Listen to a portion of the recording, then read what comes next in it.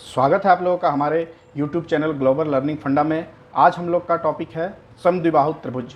तो हम लोग आज जानेंगे समझेंगे समद्विबाहु त्रिभुज किसे कहते हैं, समद्विबाहु त्रिभुज का क्षेत्रफल कैसे निकालते हैं और समद्विबाहु त्रिभुज का सूत्र क्या है। ये सब आज हम लोग सीखेंगे इस वीडियो में। तो चलिए स्टार्ट किया जाए। समद्विबाहु त्रिभुज, तो समद्विबाहु नाम से ही आपको पता चल रहा है, सम है पहले, उसके बाद द्वि है, उसके बाद बाहु है। तो देखिए हम लोग समद्विबाहु का अगर संधि विच्छेद करें तो क्या होगा हमारा, देखिए ये हो गया आपका सम जोड़ द्वि जोड़ बाहु। ठीक है, समद्विबाहु त्रिभुज तीन भुजाओं से घिरा हुआ क्षेत्र जिसकी दो भुजाएं बराबर लंबाई की हो उसे समद्विबाहु त्रिभुज कहते हैं। तो देखिए सम का मतलब क्या होता है, सम का मतलब होता है आपका बराबर। सम द्विबाहु, द्वि द्वि का मतलब होता है हिंदी में दो, तो दो भुजा बराबर हो। बाहु का मतलब भुजा, द्वि का मतलब दो। ठीक है, सम द्विबाहु बराबर दो भुजा होना चाहिए। कोई ऐसा एक त्रिभुज है जिसकी दो भुजाएं बराबर है उसको ही हम लोग समद्विबाहु त्रिभुज कहते हैं। देखिए परिभाषा में भी वही है, तीन भुजाओं से घिरा हुआ वह क्षेत्र जिसकी दो भुजाएं बराबर लंबाई की हो उसे समद्विबाहु त्रिभुज हम लोग कहते हैं।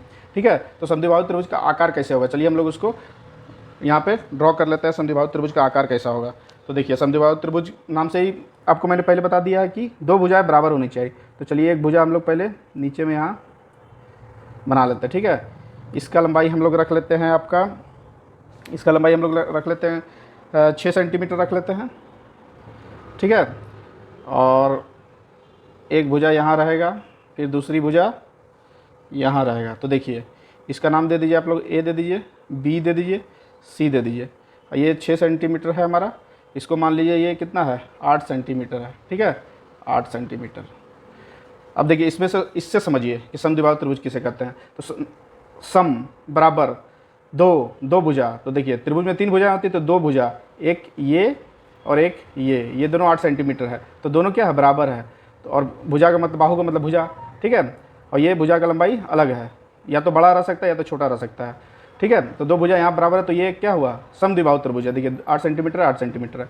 ठीक है, समद्विबाहु त्रिभुज का आपको समझ में आ गया होगा परिभाषा से कि क्या होता है समद्विबाहु त्रिभुज। वह त्रिभुज जिसकी दो भुजाएं समान हो, बराबर हो, उस घिरे हुए क्षेत्र को हम लोग समद्विबाहु त्रिभुज कहते हैं।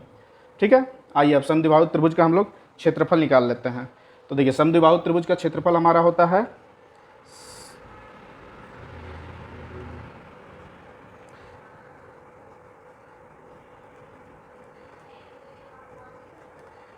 समद्विबाहु त्रिभुज, त्रिभुज का ये निशान हम दे दिए, क्या है ए बी सी का क्षेत्रफल। इसका फॉर्मूला होता है आपका ए बटा 4 root under 4b² minus a², ये होता है इसका फॉर्मूला। ठीक है, अब इसमें से आपको कन्फ्यूज़न हो रहा हो कि कौन सा ए है कौन सा बी है। देखिए यहाँ a/1/4 है, root under 4b² minus a² है। तो देखिए यहाँ पे बी हम उसको लेते हैं जो भुजा समान है, जो बराबर भुजा है उसको हम लोग बी लेते हैं, और जो असमान भुजा है उसको हम लोग ए लेते हैं। तो देखिए यहाँ पे दो बराबर समबाहु है, ये दोनों बराबर है, ए बी और ए सी बराबर है, तो हम लोग जो बी लेते हैं वो ये लेते हैं, ये हो गया हमारा बी। ठीक है, बी बराबर 8 सेंटीमीटर हो गया, यहाँ भी बी बराबर हो गया हमारा 8 सेंटीमीटर। तो इसमें से फार्मूला के हिसाब से हमारा बी हो गया ये, और ए जो नीचे में है हमारा उसको हम लोग ए लेते हैं। ठीक है, जो कि लास्ट में बचा हुआ जो भुजा है उसको हम ए से लेते हैं, और जो बराबर भुजा है उसको हम लोग बी लेते हैं। तो चलिए अब फार्मूला में हम लोग इसको बैठा देते हैं। तो फार्मूला में हम लोग बैठाएंगे तो इसका कैसे होगा, देखिए यहाँ से लेते हैं ए का मान हमारा कितना है, इसको मैं घेर दे रहा हूँ ताकि आपको समझ में आए। ये हो गया आपका इसका फॉर्मूला। ठीक है, इसको रेड पेन से मैं घेर दे रहा हूँ ताकि आप इस फार्मूला को याद रखो, क्योंकि बिना फार्मूला का यह समद्विबाहु त्रिभुज आप हल नहीं कर पाओगे। ठीक है, तो ये हो गया समद्विबाहु त्रिभुज का क्षेत्रफल का फॉर्मूला। अब इसको हम लोग फार्मूला में बैठाते हैं। देखिए ए का मान कितना है हमारा 6 है, और बटा 4 है, तो 4 लिख दिए। ठीक है, अब रूट अंडर 4 है तो 4 लिख देंगे, बी का स्क्वायर, तो बी हमारा कितना है 8 है, तो हम लोग यहाँ पे 8 का स्क्वायर लिख दिए, ठीक है।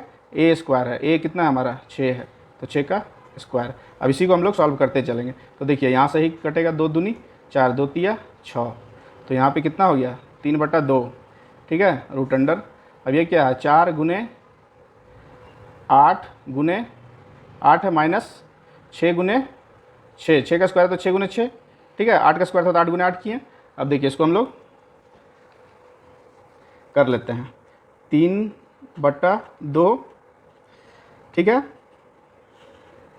अब देखिए 8 से 8 को आप गुना कीजिएगा तो कितना होगा 64 होगा। चलिए यहाँ मैं रफ़ कर दे रहा हूँ, ये रफ़ वर्क के लिए मैं जगह ले रहा हूँ, रफ़। अब देखिए 8 से 8 को गुना कीजिएगा तो होगा 64, 64 को फिर 4 से गुना कीजिएगा तो 4 छक 24, 4 हाथ में 2, फिर 4 छक 16, 4 छक 24 1 25, 256 होगा, ठीक है। तो यहाँ पे आप 256 लिख दीजिए, यहाँ पे 36। अब 256 से आप 36 को घटा दीजिए, तो यहाँ पे भी घटा दीजिए, 0 हो गया, 5 में 3 के 2, 220 हो जाता है, ठीक है। अब देखिए 3/2 तो ज्यों का त्यों लिखा रहा है हमारा। अब 256 से हमने 36 को घटाया तो कितना हो गया 220 हो गया। अब देखिए 220 अंदर में है। अब ऐसा रहेगा, इसको भी आप आंसर लिख सकते हो, इतना भी करके आप आंसर लिख सकते हो, लेकिन आप इसको 220 को भी आप इसको रूट को सॉल्व करो, उसके बाद जो बचता है अंदर में उसको ही लिखना। तो 220 का हम लोग क्या करेंगे एलसीएम निकालेंगे। तो चलिए देखिए रफ वर्क में है 220, इसको हम लोग एलसीएम निकाल लेते हैं।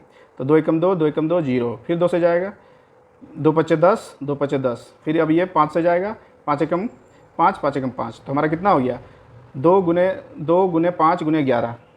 तो अब देखिए क्या होता है, ये 3/2 रूट के अंडर में क्या हो गया 2